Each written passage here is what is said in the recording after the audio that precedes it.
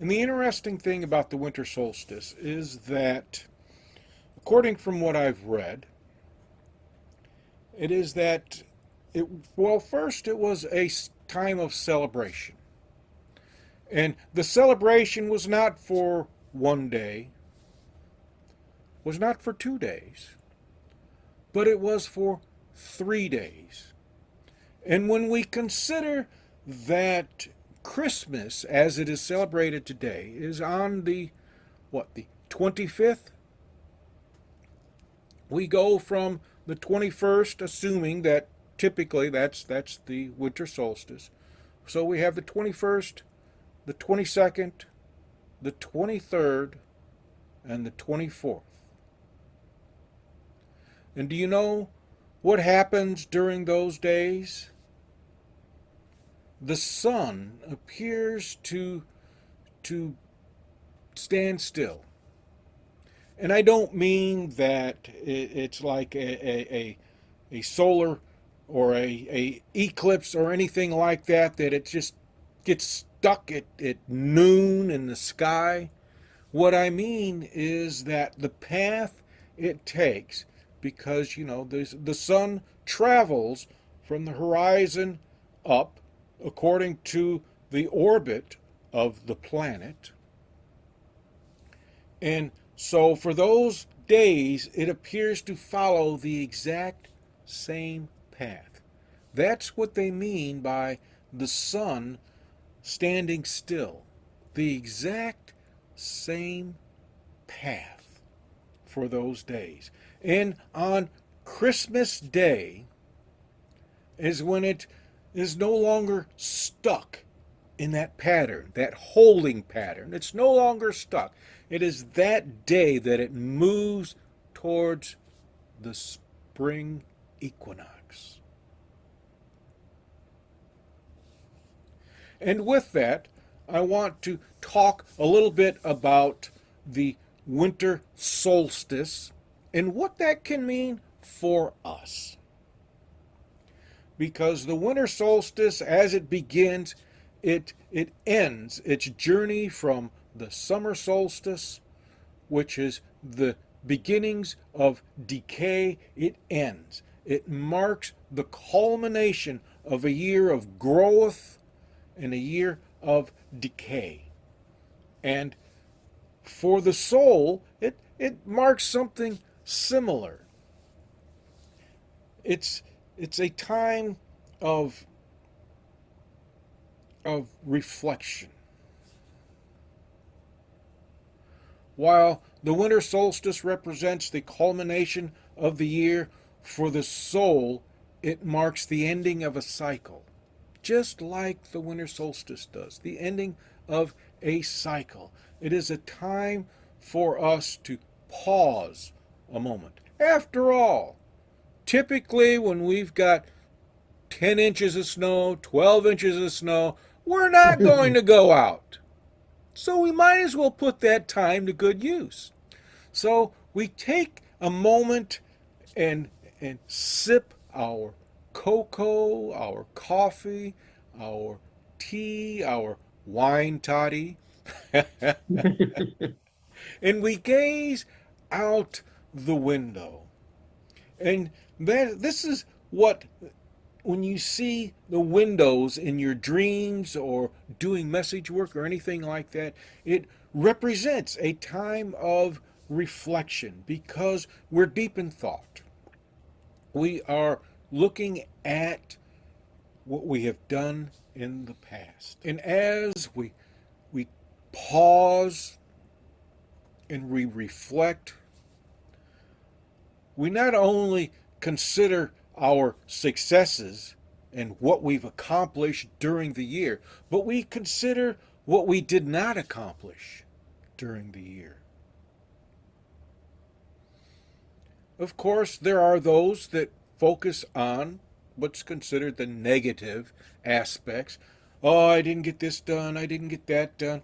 Oh, this relationship went to hell. This one just broke up. I don't know what's going on with the kids. No, we tend to focus on that. But the whole point of reflection is not focus. The whole point of reflection is to consider. And as we look back, as we review these memories, we can see them as refractions of life's light. After all, we are souls, and as souls, light emanates from us. And we are gazing into ourselves. That's what we're doing. We're gazing into ourselves. We're looking at how our light is refracted. And then it gives us an opportunity. And before I progress with the opportunity, I'd like you to share your thoughts.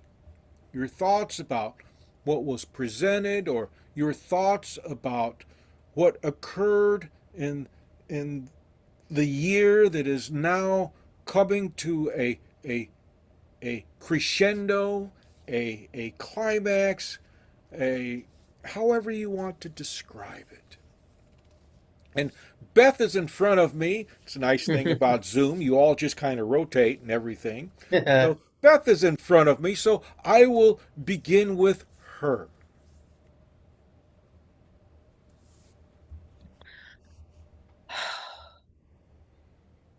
Well, I certainly have had a lot to reflect on, you know,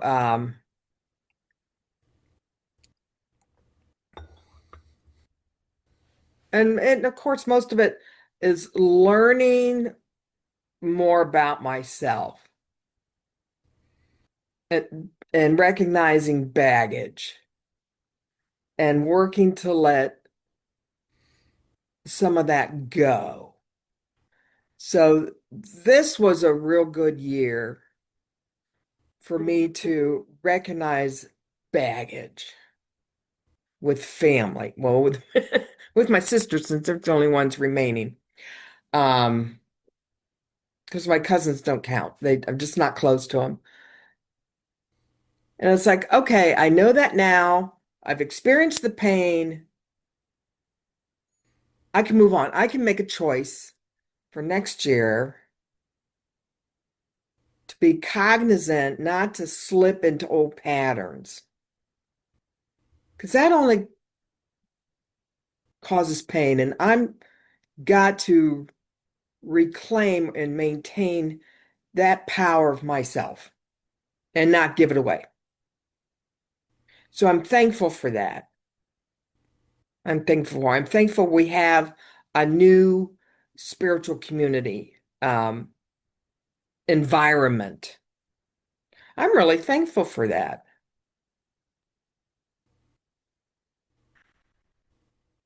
So that's that.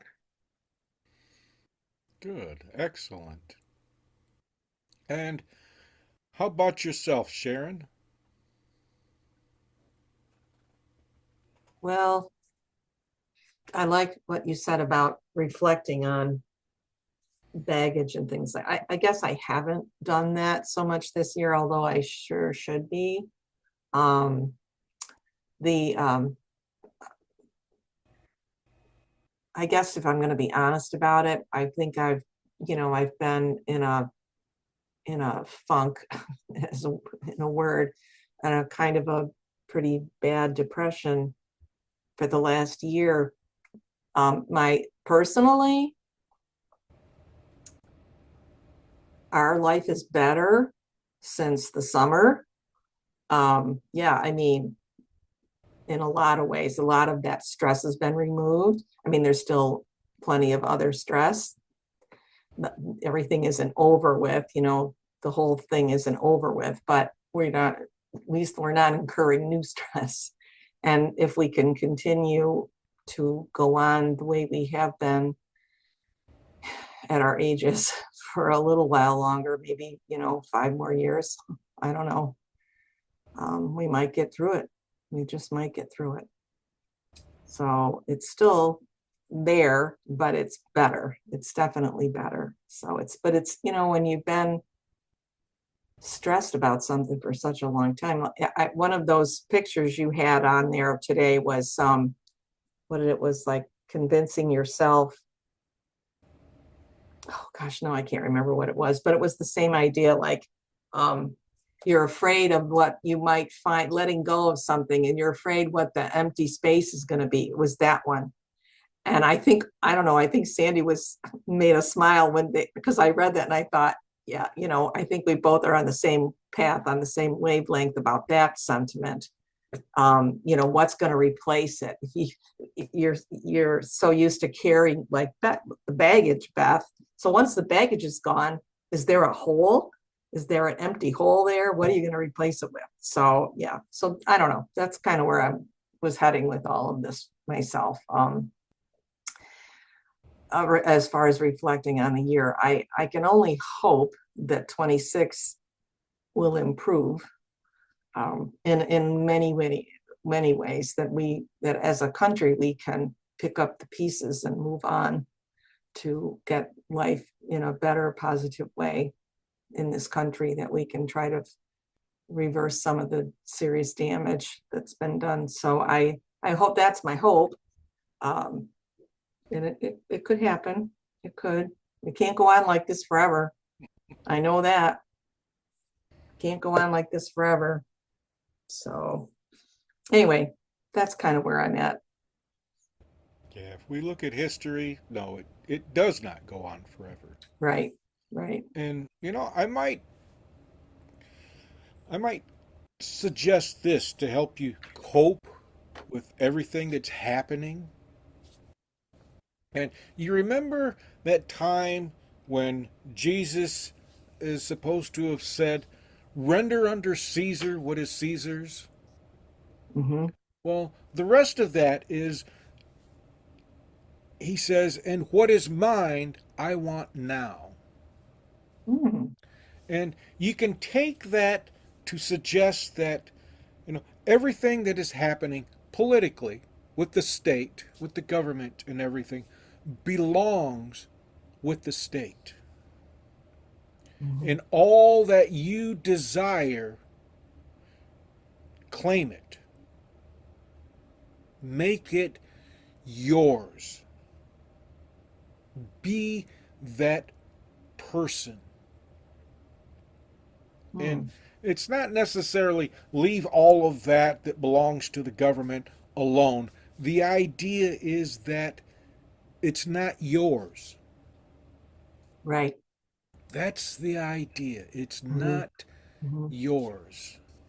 Mm-hmm. And, I read in another writing where I think it was Nero had a huge portion of Rome had caught fire and burned.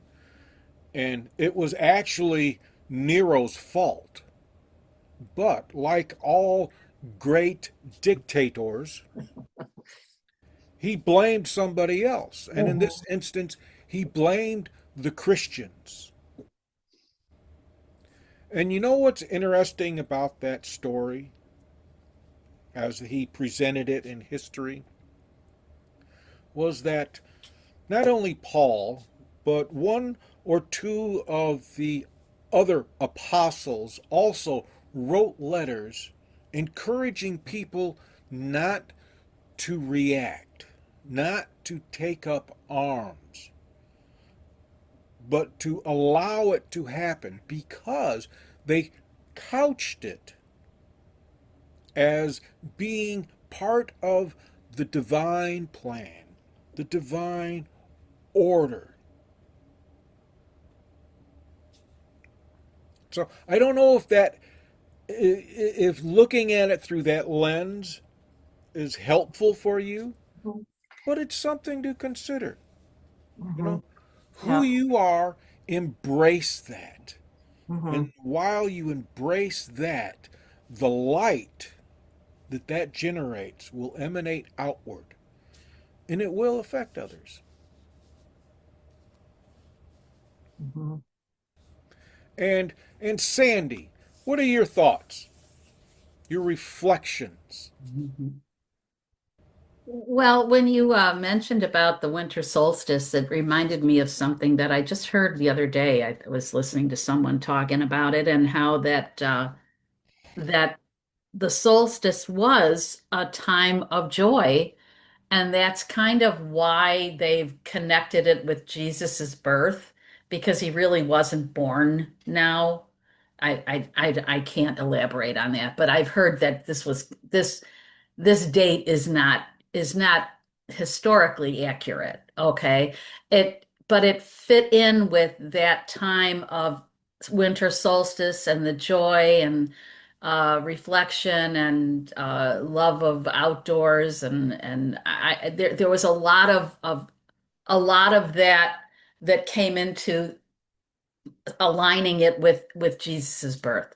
So when you said that, now you said is this culmination of the cycle too, is like that's the soul's culmination. It kind of makes sense, that all kind of blends together. Um, and as far as, reflection and the successes and what we didn't accomplish and things like that, of course, it is a good time to reflect on all of that. I think this has, been a terribly difficult year because of the chaos that we are in. It feels like every second of every minute of every day. It's so exhausting, and depressing. And I mean, that's what they want. So we have to get out of it just because that's what they want. They want us to give up. So that for that very reason, we can't. But it is a very sobering time, and on in the outside, outside of our own development, our own growth. So we've got our own stuff, but we have that, that horrible cloud of hate and whatever that's just blanketing everything. Feels like it is anything anyway. Um, so this is like Sharon said, this is a good time, of course, to pause and reflect on everything we have succeeded at and what we need to do, what we need to accomplish, and also, like Sharon said, kind of, and you said, find some way to survive it with our souls intact, survive all the outside and survive, because we can't ignore it. I mean, we have our own. Yes, we can work on our individual selves. That's very, very important, but we can't ignore that it's all around us. So I think there is certainly a part of us that is forced to try to get through it, deal with it, whatever, whatever. But I think the trick is to, like you said, focus on you and let that fall where it's going to fall, and not be completely destroyed by it. I guess that's the trick. That's the trick. That's what we have to do to survive. I think. Let me share a little something with all of you, Mhm. because it sounds as though the political landscape is weighing heavy on people. And you know, if I recall, I think that Jesus had said something along the lines of the righteous become a law unto themselves. Now, righteous, those people who are righteous are not those people who are peacocking in a religious fashion. They are mystics. Think of them as mystics. And the true mystics become a law unto themselves. And the reason why they become a law unto themselves is because they practice what is fair. the government has nothing to do with what is fair. The government cannot stop them from doing what is fair, from treating people fairly. That's how they moved through that. It's not that they focused on that. They became that. They embodied that. They treated people fairly.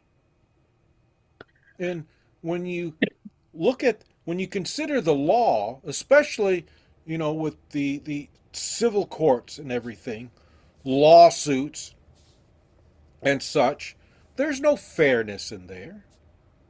There's no fairness at all. The law is not there to mete out what is fair. It is there to mete out what is considered to be fair. And it has nothing to do with what is actually fair to anybody, fair to all parties.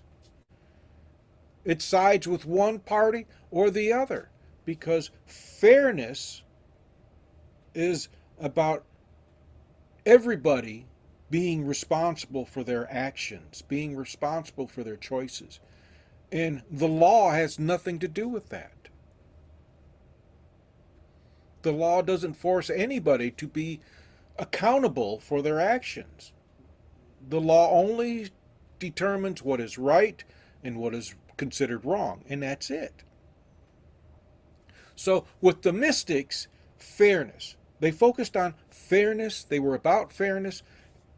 Not only did they participate in equality, inclusivity, but equity. They realized that sometimes this person over here needs more than this person over here needs.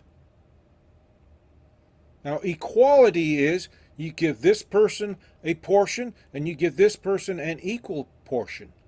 But equity means that you give this person what is needed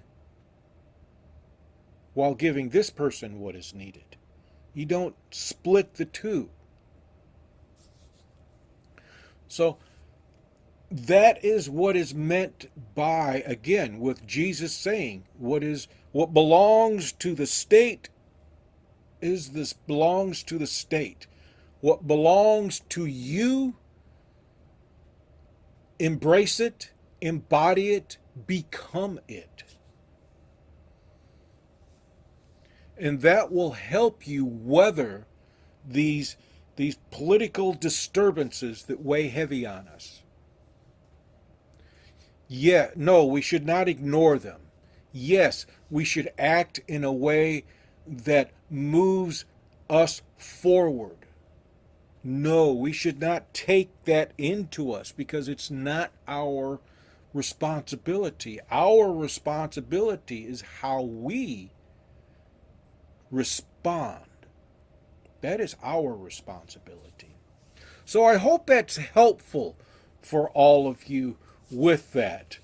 I know it's not something that you can embrace just like that, but it gives you an idea on how to approach, how to accomplish according to your talents, your gifts.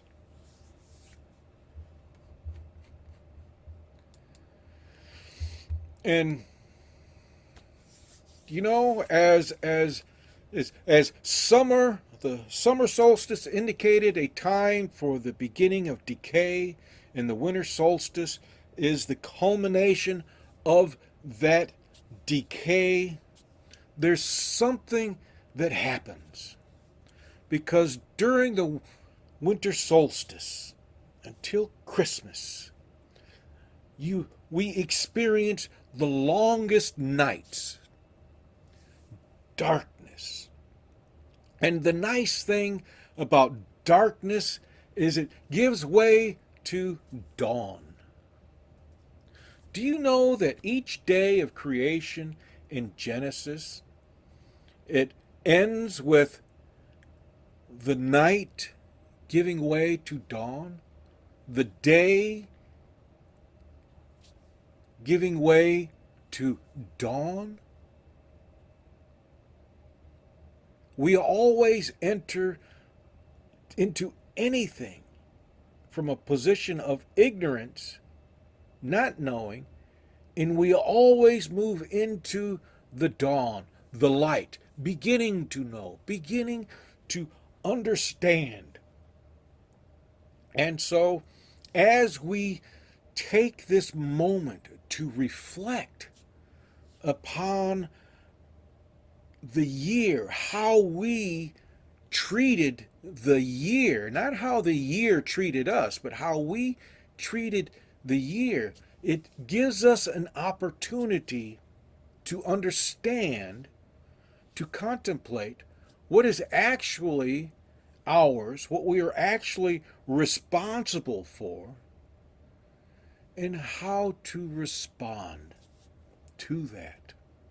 It gives us the opportunity to release those struggles, to release the heaviness of disappointment. It gives us that opportunity. That's what Christmas is about, because we move into the dawn. And it's not that we should forget all of that stuff, because that's not what baggage is. Baggage is carrying a responsibility that is not yours to carry. That is what baggage is. And we're good at that. Somebody says, it's your fault. I'm like this. So what is our natural response? What did I do? Or, no, it's not. I had nothing to do with it. Well, the thing is that, what's the cliche? There's two sides of the story. And all that means is that there's more than one participant in any event. That's all that means. And you can only be responsible for how you respond, your participation in that event. That's where your responsibility rests, not in anybody else's. So during that reflection, that's the time for revelation. That's the time for us to let go of all of that. And as we let go of that, we are preparing ourselves. And how are we preparing ourselves? Well, we know what to watch for. We know that when this starts happening again, when we see the signs, we know what to watch for, and we are better prepared to respond. Preparation. That's what it's for. Gives us an opportunity to take this all in, to integrate it into who we are so that we can respond better. Because I don't know about you, but when I take time to reflect, I notice patterns. I notice that this pattern keeps coming round and round. My car, there's a good one. My car, it breaks down. I repair it. I know that it's going to break down again. So what do? I approach the repair in a way that's going to last, in a way of value. I recently changed out the valve cover, and on the cruises, the PCV, that's it, positive crankcase ventilation, that valve there is built into the valve cover. So when it goes bad, I have to replace the entire cover. Now, I can continue to replace it with the dense plastic material that a lot of them use, which eventually will warp due to heat. It's going to happen. You can't get away from it. I can can replace it with another one of those, or I can spend a little more money. Here's the value. I can spend a little more money in something that is more likely to last longer. See, now I've taken this problem into me. I've repaired it twice. The second time I did with a metal cover, and that won't warp under heat and stress. It won't warp.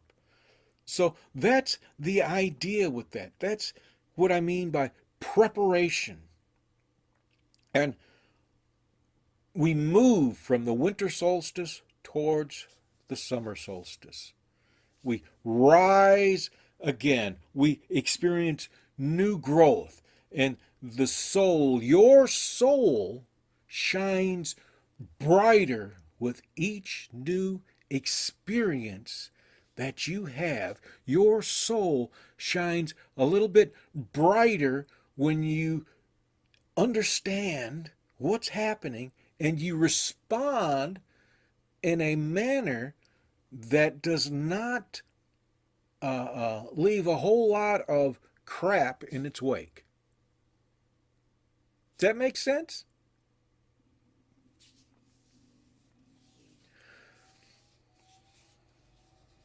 And each experience, you're all familiar with the story about these jewels in our crowns, right? Each new experience adds a different sparkle, a different color to our diamond crowns.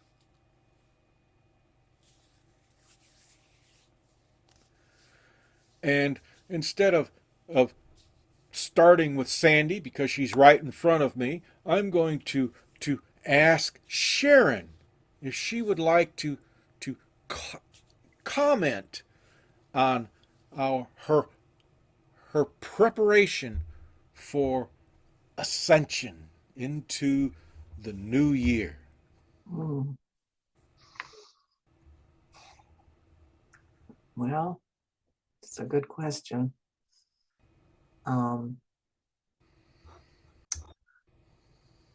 After all that we've just talked about, I think I've got some tools a little bit to go into this, hopefully feeling like I can make some progress personally. That's my hope. Anyway, so yeah, but I once I, there's issues coming up, so yes, it'll be interesting. Hopefully I, like you said, react or respond in a, you get the problem and then you address the solution in a way, in a positive way. So there's a good piece of advice for stuff that's coming up for me. So yeah, I feel encouraged at this point right now. I feel encouraged that, I can get through this. And how about you, Beth?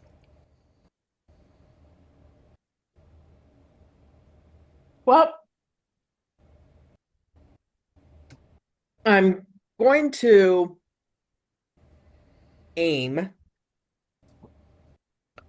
for taking the advice from some of those spirit messages that have been provided throughout the year, and I'm going to try to bump out of my comfort zone once winter's over. Once the danger of being in a car on a street has lessened, I'm going to try to bump up my social interactions by checking out this uke club that's for seniors that meets on Wednesdays. It's like almost like an all day thing. And it's like, oh, I can go check it out for an hour. If I'm having a good time, then I stay for 2 hours. And it's like, oh, I'm not going to be, it's like from 10 to 4. So they must rotate people in and out or something because the warning is if you arrive after 11, you're not going to get a seat at a table. But it's like, okay, I can try that. Let me try that a few times because I just might surprise myself. And I lost two girlfriends this year. So it's like, all right, yeah, you need to make if you can't make friends, at least make some acquaintances. So that's that. And Good, good, wonderful. And how about you, Sandy? I feel like I took a lot of notes and I feel like I have um, some good points to focus on, about, considering our successes and reviewing what we didn't accomplish and, putting putting things where they belong, whether they're in our lives or not in our lives. So I feel like I've gotten some very good advice. And and it's certainly no coincidence that it's the end of the year and it is time to do these reflections and do this and to hopefully start out the new year with a new view, a new attitude, maybe. I would love that. I really would. I really would love that because everything is really pretty crappy right now. So I would love a new view, to see things from a different view, like a better, uh, a lighter, an airier, a more beautiful view, I think is what I would like. A positive view, a hopeful view. That's what I want. That's what I want. And not just for myself, but for our, you know, our world, our environment. So I think I have a good basis for which to start. I do. I really do. I mean, I'm glad we talked about this and um I yeah, I'm good. I'm good. I like it. I'm good. Good, great. And, I want all of you to know that even though I set some lessons up for us to discuss and everything, if there's something that you would like to discuss, that you would like to get some well, I don't know about feedback, but potential solutions to or anything, or don't understand something, anything like that, those lessons that I set up can be set aside very easily and we can focus on you. So just keep that in mind. And I want to close with this. Take a moment to remember, to celebrate, and to prepare yourself for a new adventure. And I want to thank all of you for your input, for sharing, and allowing me to share this with you. Welcome to the spiritual sanctum of light, a sanctuary for the soul. This is a sacred space where spiritual teachings are not imposed, but rediscovered, reflected upon with clarity, reverence, and personal truth.